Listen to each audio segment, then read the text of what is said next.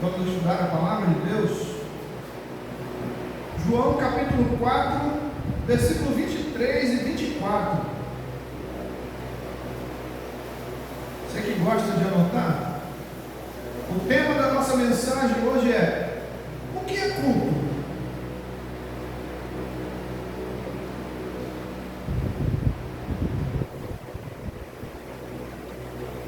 Amém?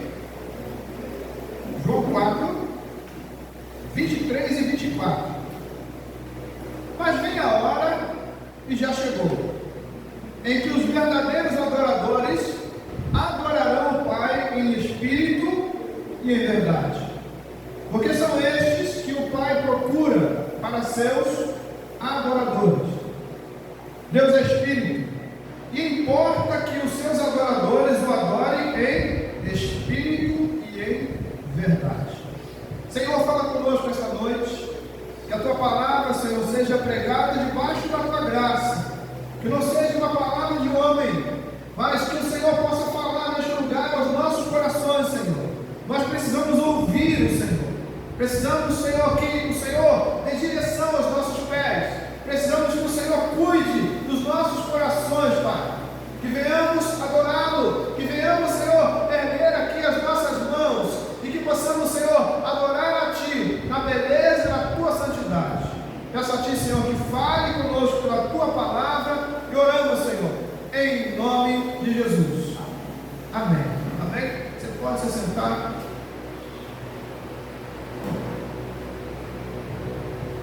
Introdução. O culto ao Senhor é um dos pilares fundamentais da vida cristã. Contudo, estamos vivendo uma época em que muitos perderam a verdadeira referência do que significa prestar culto a Deus.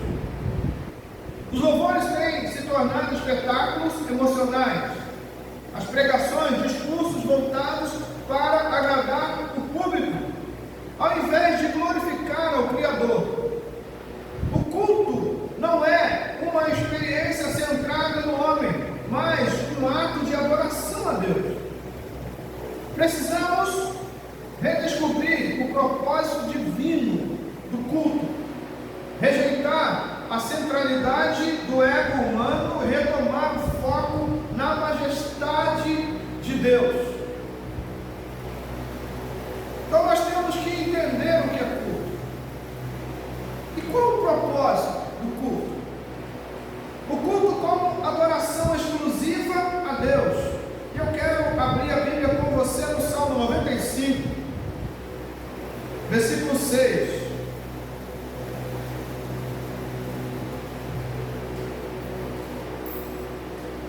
Vinde, adoremos e prostremo-nos, ajoelhemos diante do Senhor que nos criou. O culto não é um show, nem um espaço para autopromoção, mas um tempo santo para exaltar o nome do Senhor. Nós precisamos entender isso. Esse momento de culto é o momento onde nós temos que deixar todas as nossas atividades de lado, entendendo que nós estamos diante do Rei dos Reis, do Senhor dos Senhores, para adorá-lo. Nós temos que deixar tudo de lado, por quê? Porque o Senhor é o mais importante nas nossas vidas. Como disse o salmista no Salmo 46, versículo 10, aquietai-vos e sabei que eu sou Deus. Deus nos chama à responsabilidade. Nós precisamos entender que momento de culto é momento de parar tudo,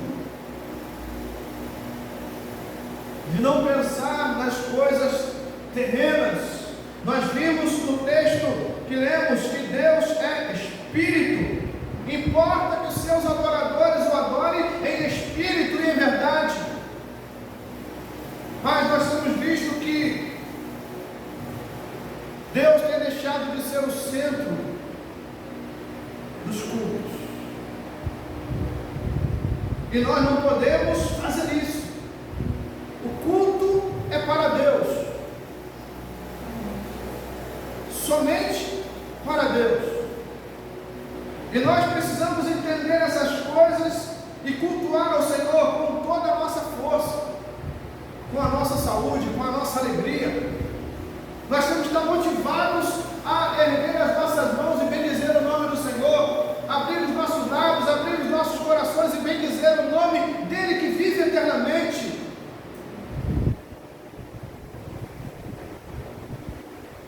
Precisamos entender o que estamos fazendo na igreja. E não só isso, mas precisamos entender que o culto não para. O culto vai terminar na igreja daqui a pouco, mas a nossa vida deve ser um culto constante a Deus, um culto constante ao Deus Todo-Poderoso. Romanos 12, versículo 1. Rogo-vos, pois, irmãos, pelas misericórdias de Deus, que apresenteis o vosso corpo por sacrifício vivo, santo e agradável a Deus, que é o vosso culto racional. Mas esse culto acontece quando? Só na igreja, nos dias que temos anotado na placa da igreja? Não, o culto não pode parar. Então, quando nós acordamos pela manhã, já acordamos cultuando ao Senhor, glorificando e exaltando o nome do Senhor. E isso tem que ser todos os dias das nossas vidas. Mas nós temos visto que o culto tem parado em muitos corações. O culto tem parado no meio do povo, porque a preocupação muitas vezes não é adorar ao Senhor, servir ao Senhor, mas buscar a centralidade humana. E nós não podemos fazer isso. Então o culto deve ser racional, com entendimento, com uma oferta viva de gratidão a Deus por sua bondade e salvação. Quando a gente, pelo menos eu assisto só pela internet, né? Assim, às vezes eu vejo cada coisa assim que eu fico triste de ver. Mas também nós sabemos que a palavra de Deus diz para nós que nos últimos dias seriam assim. Mas nós não podemos estar dentro dessa estatística. A estatística não foi feita para nós estarmos dentro dela, mas para nós fugirmos dessas coisas e estarmos dentro de uma centralidade com decência e ordem. Então nós temos que cultuar ao Senhor entendendo o que nós estamos fazendo. Não fazer barulho, né? Achando que Deus está gostando. Deus não está gostando. Deus gosta quando nós entendemos o que estamos fazendo e fazemos porque amamos a Deus. A verdadeira adoração em espírito e em verdade. Nós precisamos adorar em espírito. A nossa adoração não pode ser uma adoração vazia, algo que sai apenas dos lábios, mas a nossa adoração tem que sair do coração.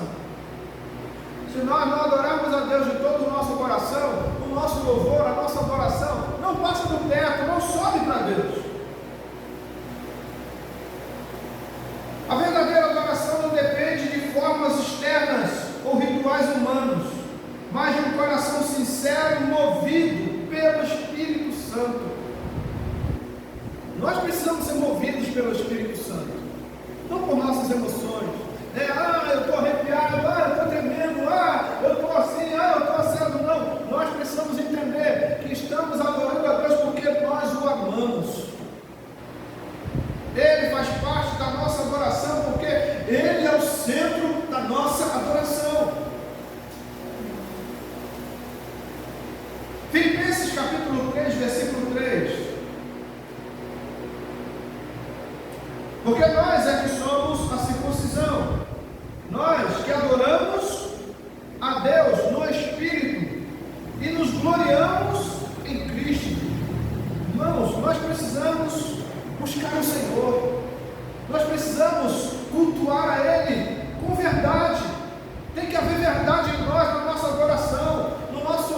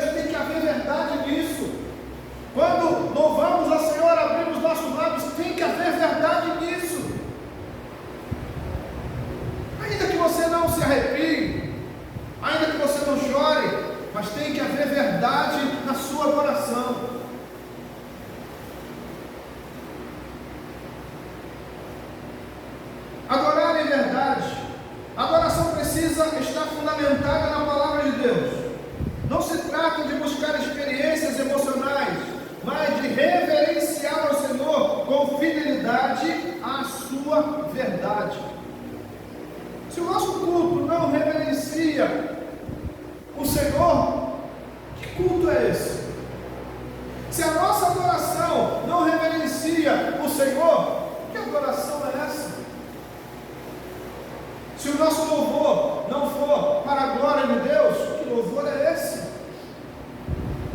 Então nós precisamos adorar ao Senhor com as nossas vidas. Não porque Ele nos abençoa, porque Ele faz isso, né? Ah, Deus me dá isso. Não temos que olhar para as mãos do Senhor, temos que olhar nos olhos dEle.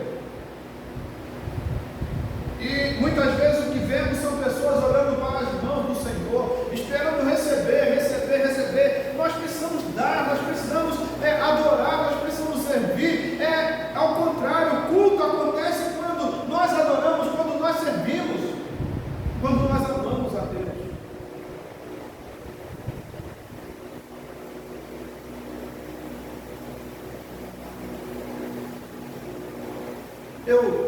Hoje eu estava assistindo uma pregação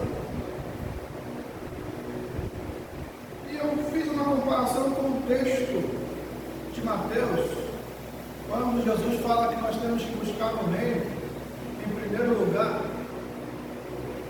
Aí ele diz assim: e as outras coisas vos serão acrescentadas. Mas eu estava ouvindo alguma pregação, eu ouvi alguma, né? Mas eu foquei em uma hoje, assim, e estava vendo uma coisa: as outras coisas estão sendo buscadas, e o reino está sendo deixado para lá, para trás, para lá, esquecido. Vamos buscar as outras coisas. Isso não é culto. E nós precisamos ter cuidado, por quê? Porque são coisas bonitinhas, que mexem com o nosso emocional. E muitas vezes vão mexer com toda a nossa estrutura, porque são bonitas, agradáveis aos ouvidos. Mas nós precisamos entender uma coisa: é agradável a Deus?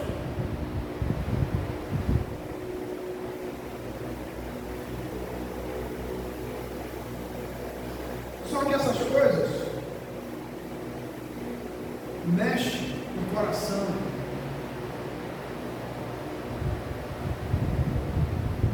Você é merecedor, você é cabeça, você não é cauda, você não pode isso não é para você, agora para você aquilo lá e tal. Mas onde Deus fica nisso?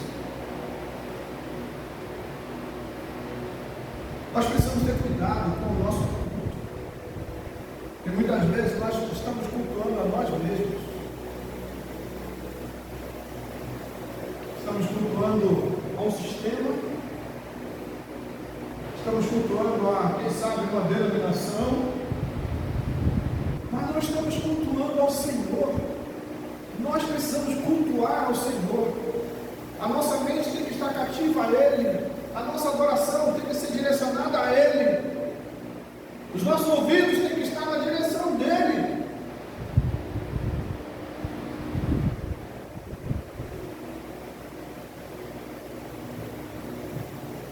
Mas isso não é de igreja.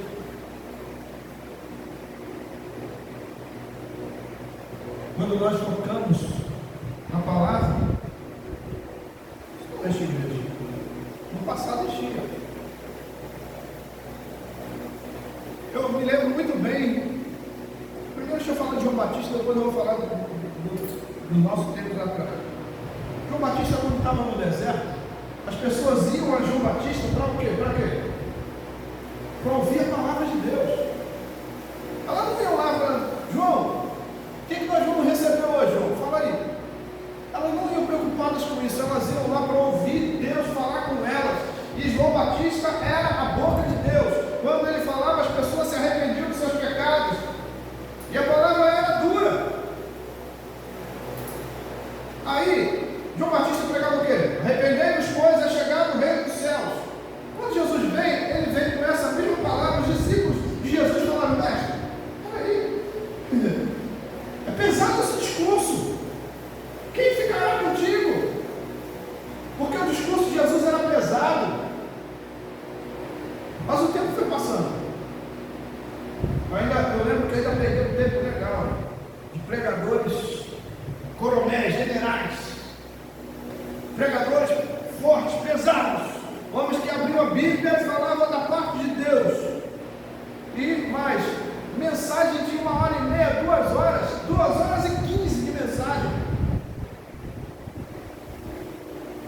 E a gente ficava ali, ninguém olhava o relógio, ninguém ficava preocupado, poxa, eu tenho que fazer isso, eu tenho que fazer aquilo. Não, as pessoas ficavam centradas ouvindo a palavra. Eu lembro muito bem disso. As pessoas ficavam centradas ouvindo a palavra de Deus.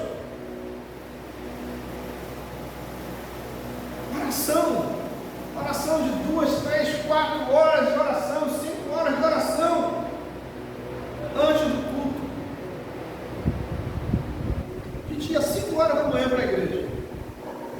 Aí a gente orava até as 6, ia em casa, para pegar a esposa e a filha, voltava para a igreja, 7 da manhã, estava na igreja, e o culto ia começar às 9, era oração de 7 às 9, e de 9 às 9h30 tinha oração, e a palavra começava, aí tinha louvor, 9h30, a palavra começava ministrada 10 horas, o culto acabava 11h15.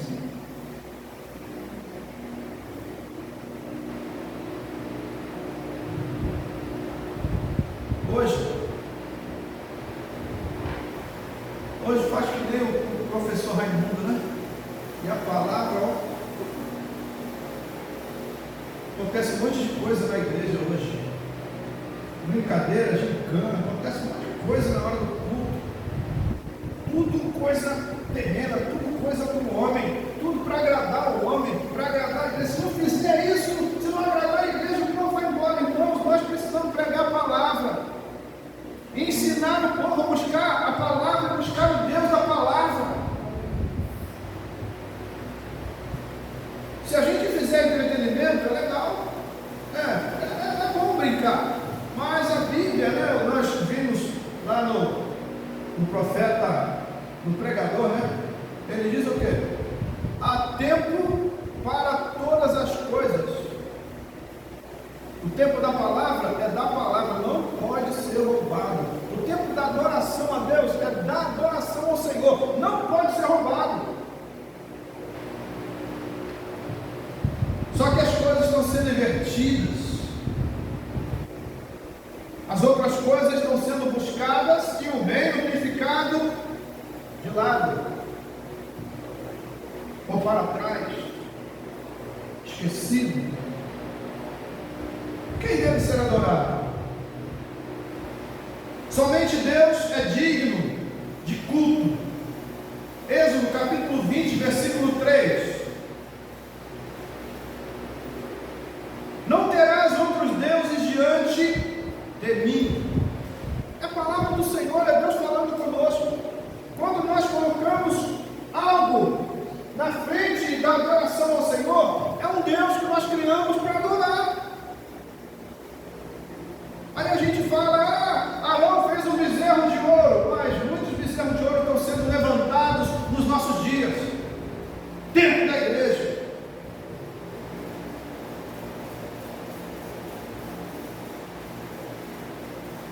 A quem nós queremos servir? A Deus? Ou levantamos um bezerro de ouro para adorar? Devemos eliminar toda forma de idolatria. O culto genuíno direciona nossos olhos unicamente para Deus. É para Ele que nós temos que olhar. É a Ele que temos que cultuar. Cristo é o centro do culto cristão. Ou deve ser, né? Cristo deve ser o centro do culto cristão. Se nós não estivermos adorando a Cristo, nós vamos adorar a qualquer outra coisa, menos ao Senhor. Colossenses 1,18 diz assim para nós: Ele é a cabeça do corpo da igreja. Ele é o princípio, o primogênito de entre os mortos, para em todas as coisas ter a primazia.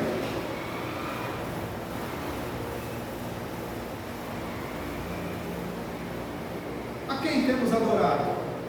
Você já pensou nisso? Porque muitas vezes nós estamos dentro de uma adoração centralizada na humanidade, uma coisa humana, uma coisa somente nossa, e Deus não é nem lembrado. Eu gosto de... Hoje a gente está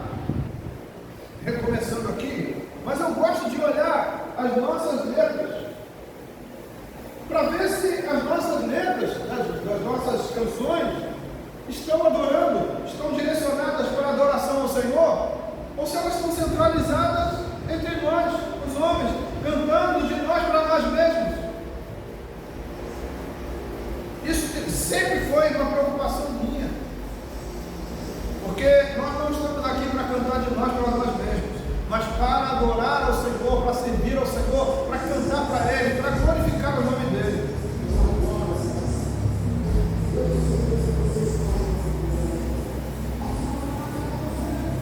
O perigo da centralização no homem. Louvores e pregações humanistas. Quando as canções exaltam sentimentos pessoais mais do que a glória de Deus, desviam o foco da adoração verdadeira. O interessante é que essas coisas são agradáveis aos ouvidos.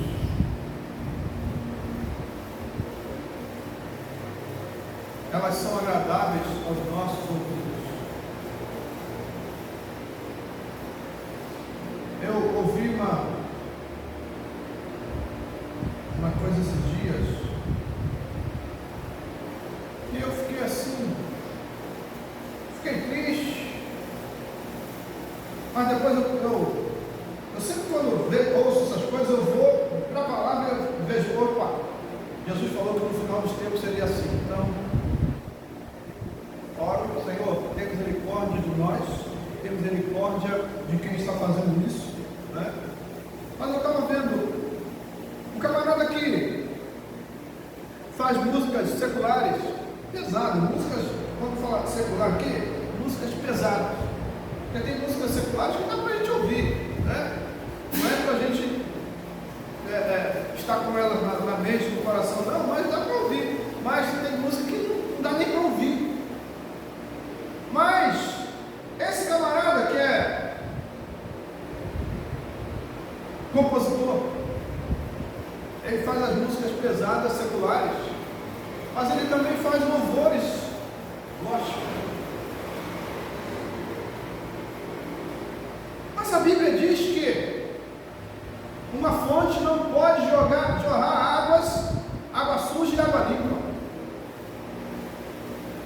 Uma árvore não pode dar fruto doce e fruto azedo ao mesmo tempo. E a gente precisa ter cuidado com isso. Se a gente não tiver cuidado com isso, ainda mais eu, como líder na igreja, eu tenho que filtrar essas coisas. Se a gente não filtrar, se a liderança da igreja não filtrar essas coisas vão chegar no coração do povo, porque elas não são feias.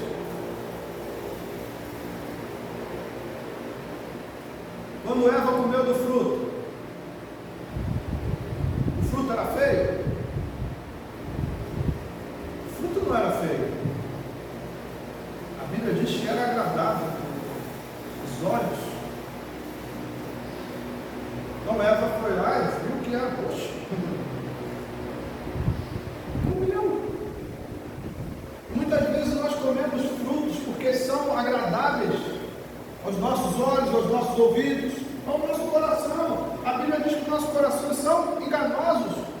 Nós não conhecemos nem a nós mesmos, então nós precisamos ficar como? Ligados na palavra de Deus. No texto que nós lemos de Romanos, nós precisamos entender que o culto é racional. Eu preciso entender o que eu estou fazendo na igreja.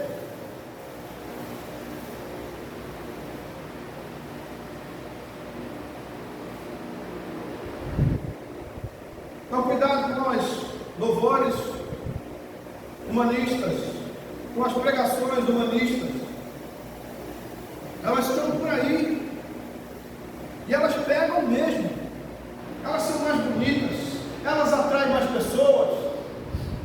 Então quando você vê um lugar cheio, eu não estou dizendo que todo lugar cheio é assim não, tá? Porque tem lugar cheio aí que a palavra é pregada com graça. O povo de Deus está ali recebendo água da fonte do Senhor, da fonte do Altíssimo. Mas nós precisamos ficar atentos.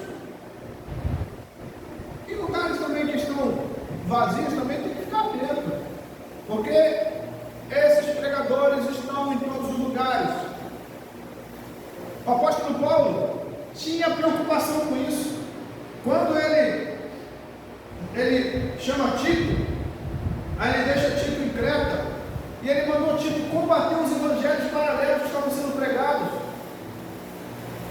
Será que os evangelhos paralelos não estão sendo pregados hoje? Estão. Mas o que nós temos que fazer? Detectou? Opa, não é a Bíblia que está sendo pregada. Estou fora. Se a Bíblia não for pregada, eu saio. Eu estou fora. Porque eu preciso ouvir o Senhor. Eu preciso ouvir o Senhor falar comigo. Se a pregação é humanista, eu estou fora.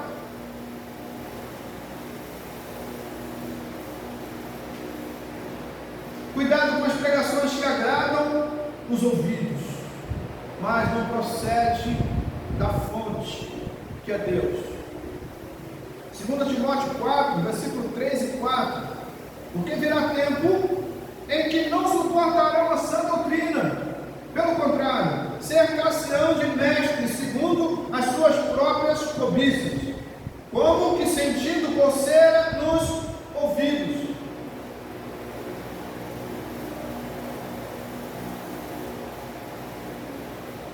Esse tempo chegou. Tem gente que não suporta mais a sã doutrina. Não, a palavra está pesada demais. Essa palavra é antiga, está obsoleta, tem que mudar, tem que renovar, porque o mundo agora é outro.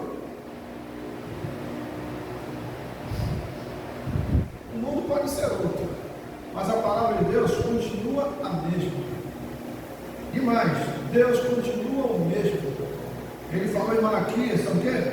Eu, o Senhor, não mudo. Se ele não muda, a palavra dele também não muda, é a mesma.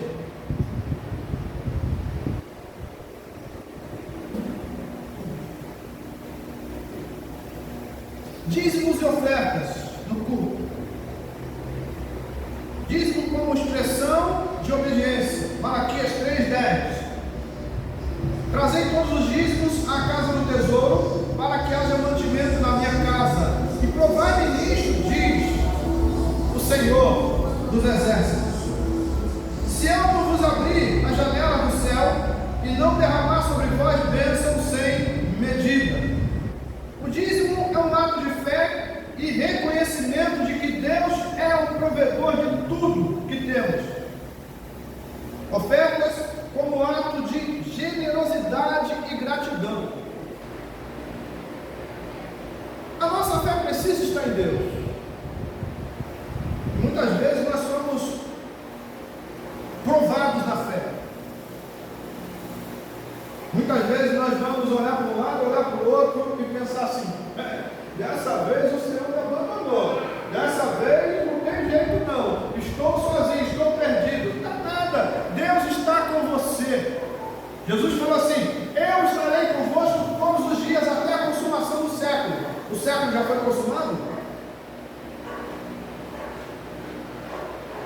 Então Jesus está conosco. Nós não estamos abandonados, mas nós vamos ser provados na nossa fé. E quem é provado não é para ser reprovado.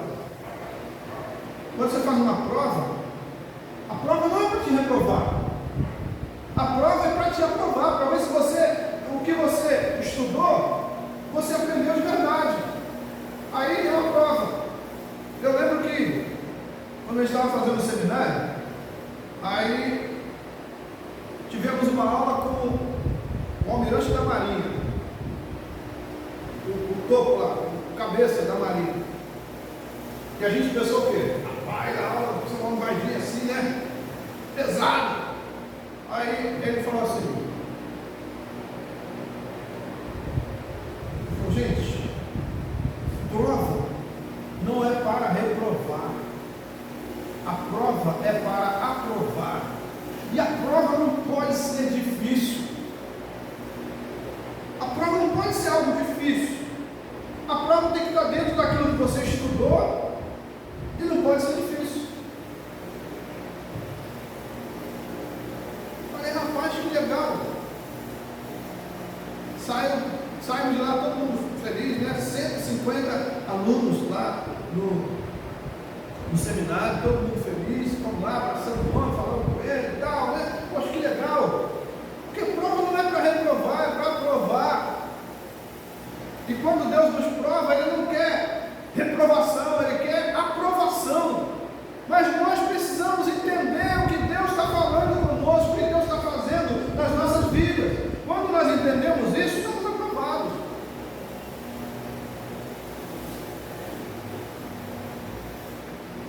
Segunda Coríntios 9, versículo 7, fala da contribuição, né? Como nós falamos agora, dízimos, como um ato de fé e reconhecimento que Deus é o provedor de tudo o que temos, e oferta como um ato de generosidade e gratidão. 2 Coríntios 9, 7 diz assim: cada um contribua segundo tiver proposto no coração, não com tristeza ou por necessidade, porque Deus ama a quem dá com alegria. Tem que haver alegria em nós. Quando nós dizimamos, quando nós ofertamos, nós não temos que dizer: eu dei, agora eu perdi. Não, você ganhou, porque você é um adorador do Senhor, você é um obediente à palavra, você ama a Deus, e você entende que Ele é o supridor da sua vida, da sua casa, da sua família, do seu trabalho, dos seus negócios, é Ele que supre. Então, nós precisamos entender essas coisas e ter alegria dentro de nós.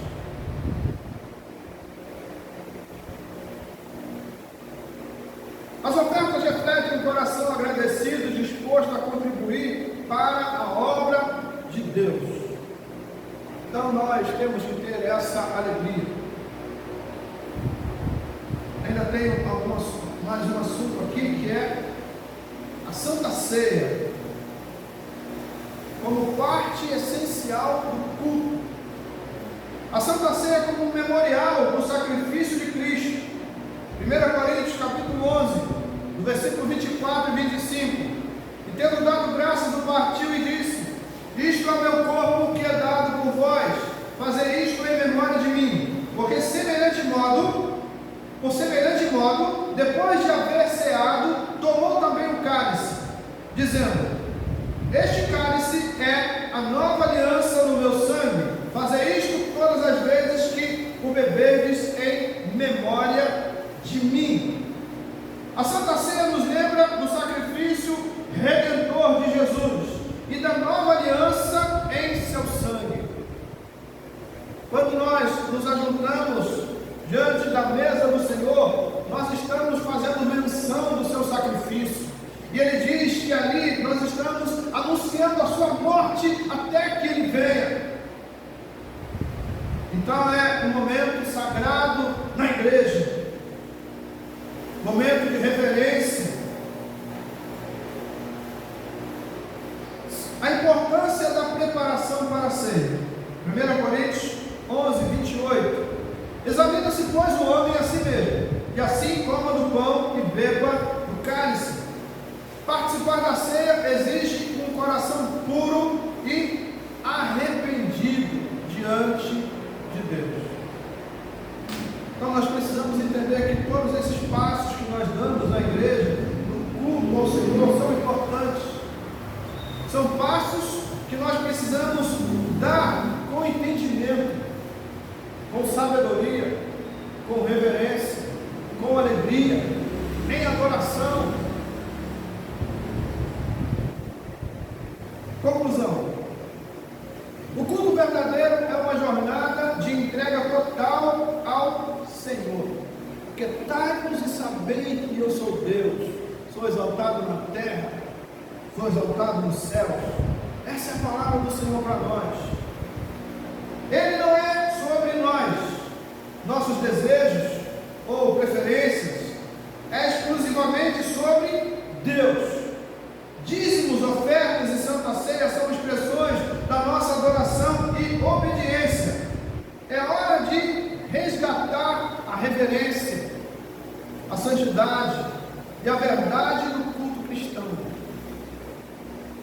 Que possamos adorar ao Senhor em espírito e em verdade, rejeitando as distrações humanas e glorificando aquele que é digno de toda a honra, de toda a glória, de todo o louvor. Nós temos que adorar ao Senhor com entendimento, que haja alegria nessa adoração. Que nós possamos entender que o Senhor é o centro do nosso culto. Cuidado, porque muitas vezes nós vemos que anjos são mais adorados do que o Senhor, são mais exaltados do que o Senhor. E o Senhor é o centro do nosso culto, o Senhor é o centro da nossa adoração. A palavra vem dos lábios do Senhor para as nossas vidas. É a Ele que devemos reverência, é a Ele que prestamos culto. E que o Senhor nos ajude, que Ele venha nos abençoar e nos guardar, que Ele fale sempre conosco, porque nós precisamos ouvir o Senhor.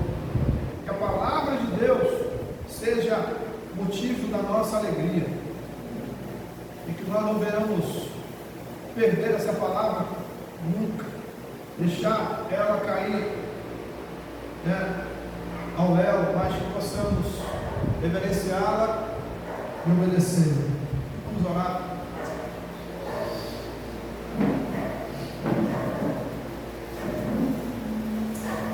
Pai, queremos louvar o Teu nome, queremos agradecer a Ti, Senhor, pela Tua palavra. Pedimos a Ti, Senhor, que continue falando conosco, Senhor.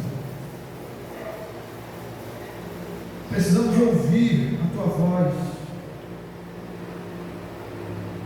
Que o Senhor possa trazer a Tua palavra todos os dias das nossas vidas.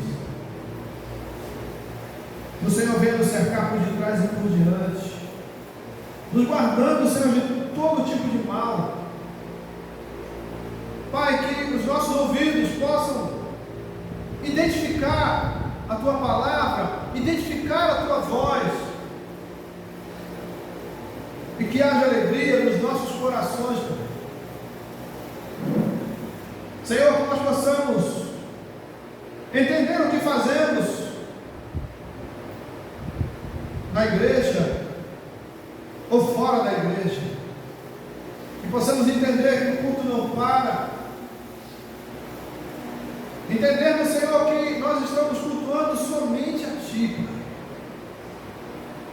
que as nossas vidas são Tuas, que a nossa adoração Tua, que possamos respeitar a Tua palavra, que venhamos obedecê-la todos os dias. Pedimos a Ti, Senhor, que nos ajude, que nos fortaleça, que o Senhor possa cuidar de nós, Pai. Que o Senhor possa estar à nossa frente, e que Tu seja, Senhor, o centro do nosso culto, que venhamos cultuá-lo, que venhamos adorá-lo em espírito e em verdade. E agora, Senhor, pedimos a Ti que venha nos despedir em paz deste lugar, leva-nos em segurança aos nossos lares, abençoe a nossa noite, abençoe a nossa casa, as nossas famílias, abençoe a nossa semana, Senhor, que tenhamos uma semana de alegria, de paz, uma semana de boas notícias, que tenhamos, Senhor, uma semana de sucesso, uma semana de conquistas, que nós possamos glorificar e exaltar o Teu nome em todos os dias dessa semana, que o Senhor possa falar conosco, que venhamos nos alegrar diante de Ti, Senhor, não somente na igreja, mas onde nós estivermos, quer seja em casa, no trabalho, quer seja numa brincadeira na praia ou em qualquer lugar, mas que nós possamos entender que nós somos Teus e que o Senhor é o centro da nossa adoração. Venha nos abençoar, Senhor. Nós oramos aqui, Pai, agradecidos em nome de Jesus. Igreja de Cristo, que o amor de Deus, a graça do nosso Senhor e Salvador Jesus Cristo e as consolações do Espírito Santo sigam com todos, desde agora para sempre. Que a igreja que ama o Senhor, que o adora em espírito e em verdade, diga amém. Amém? Deus abençoe os irmãos, rica e abundantemente.